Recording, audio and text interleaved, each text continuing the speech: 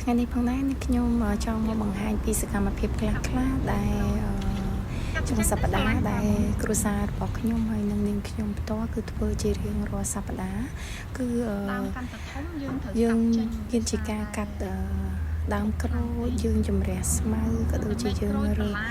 ប្រមូលផលបេះក្រូចដើម្បីយកទៅលក់ជារៀងរាល់សប្តាហ៍ជារៀងរាល់ថ្ងៃប៉ុន្តែដោយសារតែចុងសប្តាហ៍គ្រួសារខ្ញុំគាត់ទំនេរមកពីធ្វើការអញ្ចឹងគាត់អាចជួយ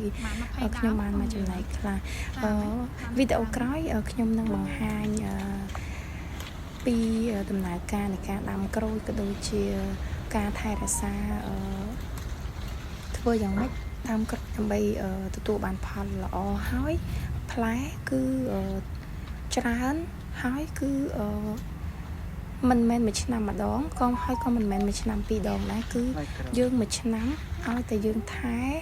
ដាក់ជីដាក់ទឹកបាញ់ទឹកយើងបេះឲ្យបានទៅដល់នោះគឺផ្លែក្នុងមួយឆ្នាំបានទៅដល់5ទៅ6ដងគឺផ្លែបន្តរហូតព្រោះក្រូចនេះគឺគេហៅក្រូចចង្កោមហើយផ្លែគឺផ្លែល្អខ្លាំងមែនតើដូចពុកម៉ែបងប្អូនឃើញស្រាប់ហើយគឺធំណាស់តែគ្រាន់ថាវាសបកក្រាស់បន្តិចប៉ុន្តែផ្លែធំហើយ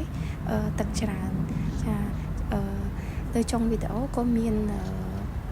គូសារបស់ខ្ញុំគាត់បេះដើម្បីយកទៅលក់គឺច្រើនមែនតើគឺផ្លែមួយឆ្នាំសឹងថាបាន4ទៅ10ដង